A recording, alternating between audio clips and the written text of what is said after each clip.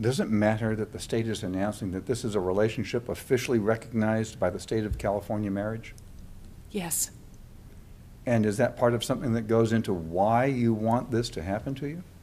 I want it to happen for me because I do everything else I can, everything I can think to make myself a contributing and responsible member of this state. And this state is not letting me feel happy. It's not letting me experience my full potential because I'm not permitted to experience everything I might feel if this barrier were removed. Did you and Ms. Steer ever attempt to be married? We did. Tell us what happened. I mean, when that was and exactly what your experience was. Well, in 2003, I proposed to Sandy without any of the knowing that everything that's developed regarding gay marriage in California was about to develop. And instead, I did it as a way to express my personal interest in marrying her. Tell me about your proposal. What happened? Well, it was around Christmas, and we live in a part of Berkeley that's hilly, and we live near this really high rock that's called Indian Rock. And if you get up high enough on it and you sit there, you can see the whole Bay Area laid out in front of you. And I knew I wanted to propose to her because we could always walk back there and sit there if we wanted to. So I took her on a walk, and she didn't know I had a ring, and we sat down on the rock, and I put my arm around her, and I said, "Will you marry me?" And she looked really happy, and then she looked really confused, and she said, "Well, what does that exactly? What does that mean? How will we even do that?" And then we had to invent it for ourselves, so we had to figure out what to do. So that was in December of 2003. So what did you and, I'm going to call her Sandy, what did you and Sandy do to then invent the relationship that you were hoping to have with her that you had proposed? We started basically trying to figure out the day we would like to be married and the place and who we'd like to have join us and what we might say to each other. So we just started planning, and as we were in the midst of doing that, private family and friend ceremony planning, we learned that City Hall and the County of San Francisco, that they were permitting same-sex marriages, and that was while we were in the middle of the planning. This was in early 2004? That's correct. Is that correct? And you learned in some ways that the mayor of the city of San Francisco had authorized the issuance of marriage licenses and the performance of marriage in San Francisco. Am I stating that correctly? Yes. That was in the early part of 2004? Yes. For us, it was February of 2004. And did you act on that information? I did. I did. Sandy and I were both reading about it in the newspaper, and we talked about whether or not we want to go to San Francisco to have this marriage, and then we continued with our other plans, and that's what we decided we wanted to do. So we made an appointment, and we went to City Hall, and we brought all the boys and my mom, and we were married in City Hall. And how did you feel about that marriage coming about in the City Hall in San Francisco at that time? Well, as amazed and happy as I could ever imagine feeling.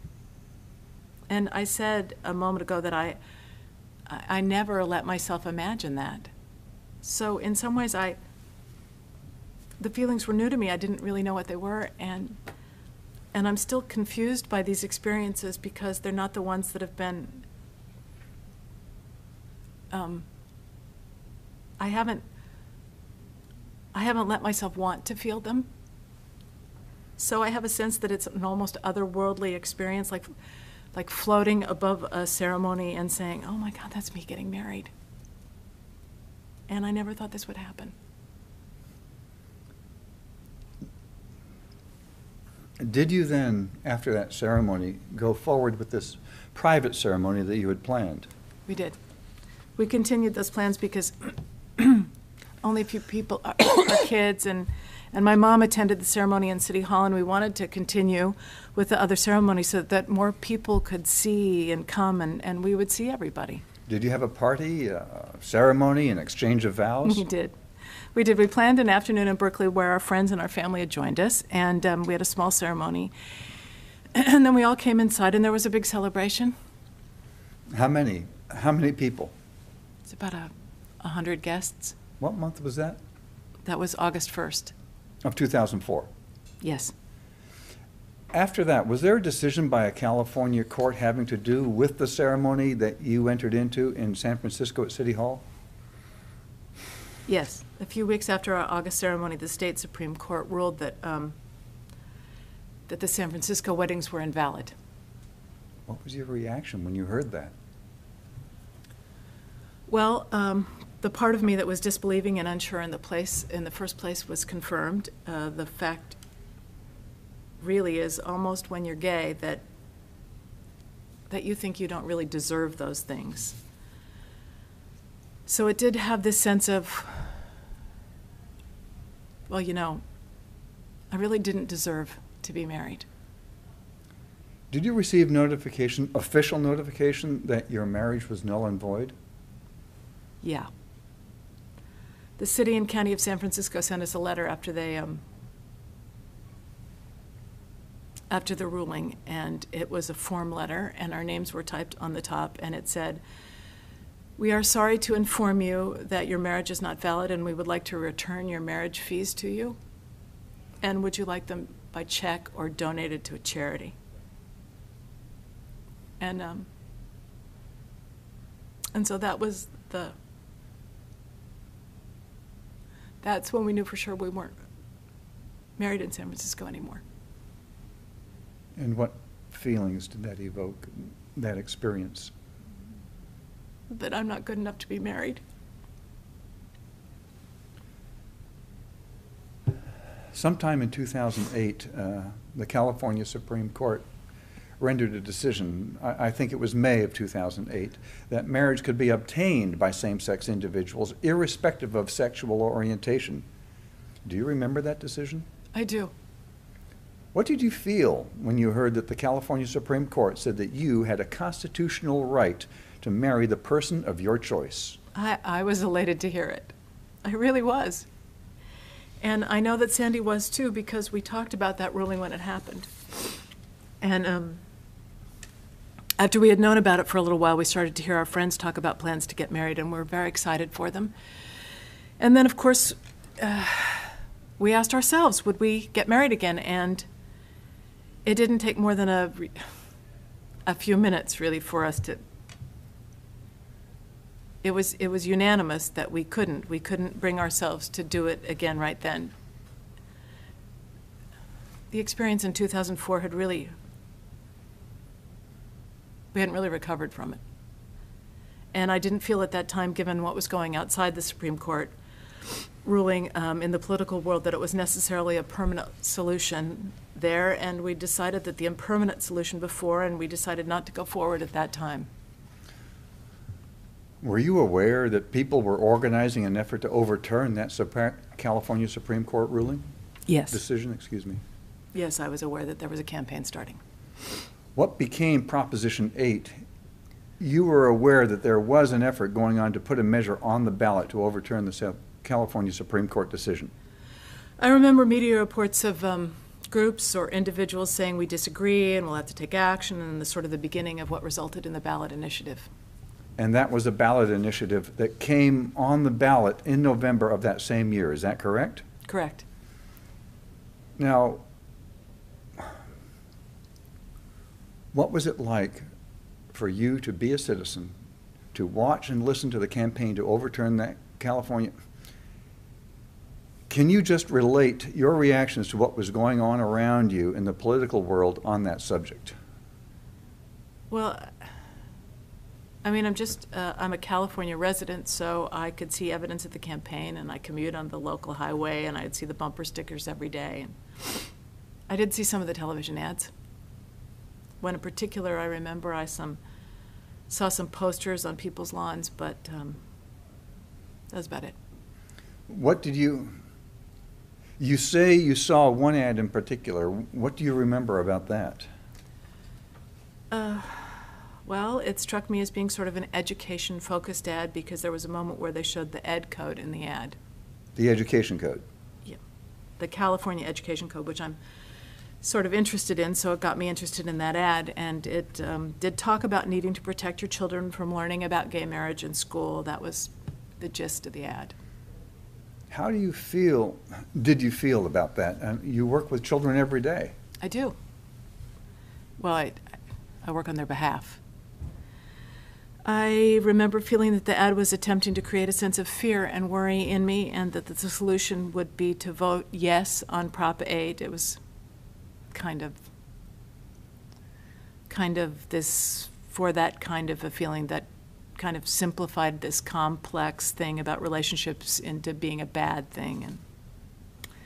And then they said, if you wanted to fix a bad thing, do this. And I felt essentially that it was very simplified.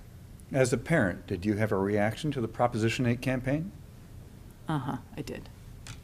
I felt that it didn't represent how I feel about my children or their friends, and that I feel compelled all of the time to be protective of them without thinking. And so this message was that maybe I was in a group of people who wouldn't be protective of children, and it didn't match the way I feel about them. Did you feel that voters were being warned that they needed to protect their children from you? Yes, I did. And I felt like I was being used, and that the fact that, you know, I'm the way that I am, and I can't change the way that I am by I was being mocked and made fun of and disparaged and in that way, and I really didn't have any response to it. I just had to know that people feel that way. Do you, as you go through life every day, feel that the other effects of discrimination on the basis of your sexual orientation? Every day. Tell us about that. Well, when I was an adolescent and beginning to become more and more aware of my sexuality, I struggled to feel like everybody else, to look and feel like everybody else. And for it to even be a struggle in the first place was hard. And I was well aware of the comments and the jokes that were circulating through my school all the time. And some of them were directed at me. And as I got older and clearer about who I was, and I could say that I was a lesbian out loud, that would be met at times with criticism or skepticism. And what I want to say about me being out is that you know, I go to great lengths to not have that happen. I don't want to draw people's criticism. In fact, quite the opposite. I would really like for people to like me. So since I know that I have this trait and I can't change that people don't like it, I go to great lengths to have traits that people do like. So I put a significant amount of time and energy into being likable so that when the discriminatory things happen, I can just turn it around. So if, for example, I'm on a plane and somebody comes up and I've saved a seat for Sandy and she's not there yet, and they say, "Is that saved?" I say yes, and they say, "For whom?" And I say, "For my partner." And they say, "Could you please move so I could sit there?" Or if we're in a restaurant or a store and we travel through the store together, people want to know if we're sisters or cousins or friends. And I have to decide every day if I want to come out everywhere I go and take the chance that somebody will have a hostile reaction to my sexuality and just go there and buy the microwave. So we went in there to buy without having to go through that again. And the decision every day to come out or not to come out at work or at home or at the PTA, at music, at soccer, it's exhausting. So much of the time I choose to do as much of what I can handle doing in any given day. Was coming out something that took a long time for you to do? Was it difficult? It was sort of gradual, but probably not so long. I think probably by the time I was 18 or 19, I did know that I was able to talk about myself, about that, and then I could tell it to people over the next few years. But it's what you often hear lesbians and gays say. I feel like once I realized that about myself, then I could say, I think that I've been gay from the very beginning. But it was a gradual process at first. You've had to explain this to your children? Yeah. Was that difficult? Well, they don't know me any other way, so, you know, it's different probably if you were living as a heterosexual person. But for me, it might have always been their mom, and in their entire lives I've been out, so. Have you and Sandy entered into a registered domestic partnership in California? Yeah. Tell us when you did that. That was in August 2004. Was that easy to do? Does California